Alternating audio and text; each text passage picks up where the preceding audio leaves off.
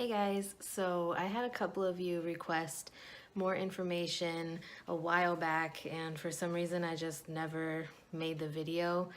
And it had to do with working as an agency CNA and what happened during one of the craziest nights that I've ever worked as a CNA.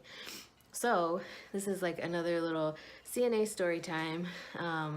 And I just got the new Apple Watch Series 4, and I got it in pink with the pink sport band, just in case you guys are interested. I'm loving this, and I'm loving the new ECG or EKG capabilities that it has. I'll make another video about that though. But anyways, to move on with my story. So I was working agency. I was not working as a quote unquote traveling CNA. It was just like a local staffing agency, but technically the company is not local. They're based out of Georgia and I live in Indiana. However, they had a local assignment open with a nursing home that was about 35 minutes away from where I live. It's still technically in the same part of Indiana that I live in though.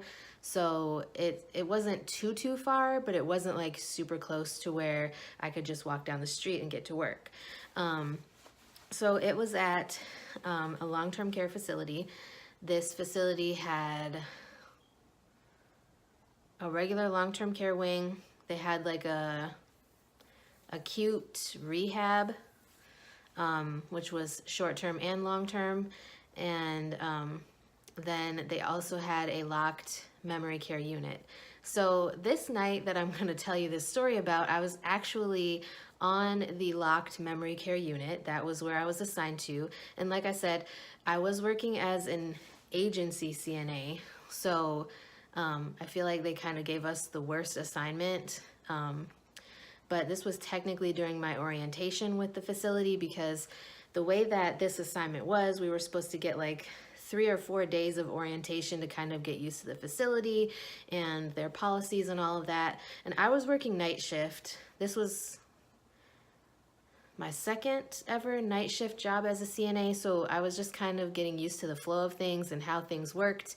And before this job, I hadn't worked in a nursing home doing night shift on a consistent basis. My only consistent night shift job as a CNA was at the hospital. So, anyways, when I got there, we went to like this little assignment board where it had who was working what unit and the nurses for the unit and all of that stuff. So I went and I saw that my name was on the locked memory care unit, which I totally love working in memory care. However, if you're gonna put me in a locked unit, don't do what they did to me. I don't mind being locked in. I don't mind that at all, as long as I have a way out. So I'm gonna tell you what happened.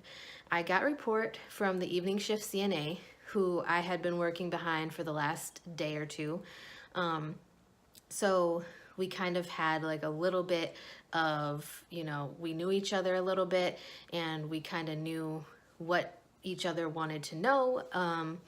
And, he knew what I needed to know about my patients that I'm taking from him. So he told me a report.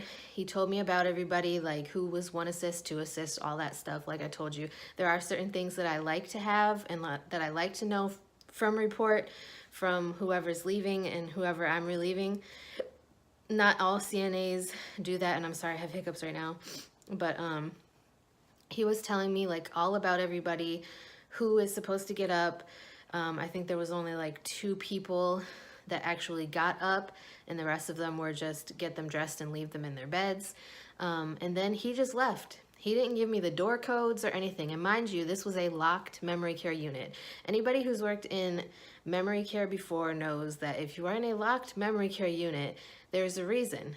And they're not just gonna put the code on the wall because people can put the code in and try to get out. And there's a whole reason why they're locked down in the first place. So I was just in this locked memory care unit by myself.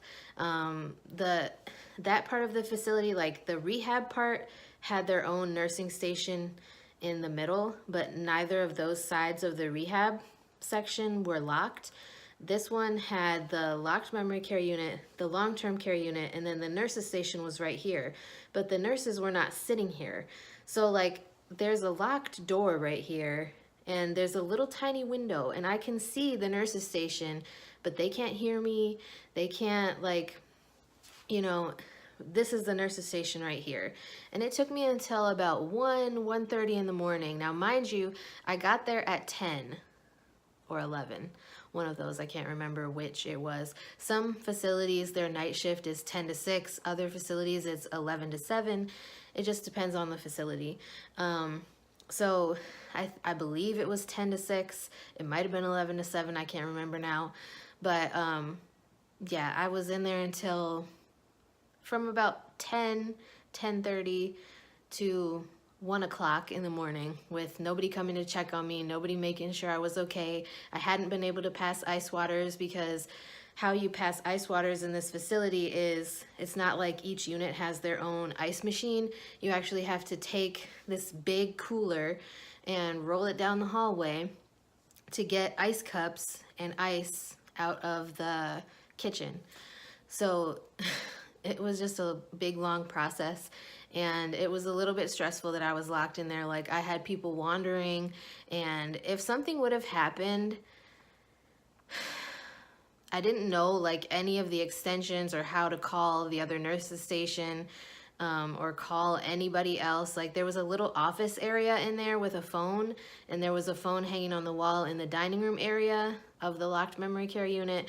But I didn't know how to use the phone to call out. I didn't know, like, if I would have been banging on the door and like trying to get help, like if somebody would have hurt themselves or fallen or something, like God forbid if somebody would have started coding, I don't know what I would have done.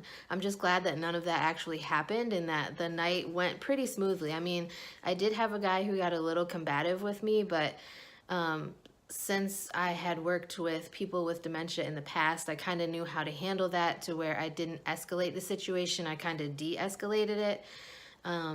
So yeah, I just wanted to kind of share that story. If you work for agency, make sure that the people who you are relieving let you know all of the door codes before they walk out the door. Don't get locked down in a locked memory care unit without having that stuff at your disposal, because you need it. Like I said, if something would have happened, it would have just been a really horrible situation, and I'm so glad that nothing happened. That is the only staffing agency that I have worked with so far as a CNA. I have looked into travel CNA work. However, I haven't accepted any assignments or anything like that. And I can make another video talking more about that if you'd like to hear more information about travel CNA and kind of what you need, the experience, documents, all of the stuff that you need, and how it works. I can also talk about how you get licensed in other states as a CNA. So let me know that, and I'd be glad to make some videos about that stuff for you. That's it for this video. I hope you enjoyed the story. Let me know if anything like this has ever happened to you, and if it has, I am so sorry if it has, because that's ridiculous.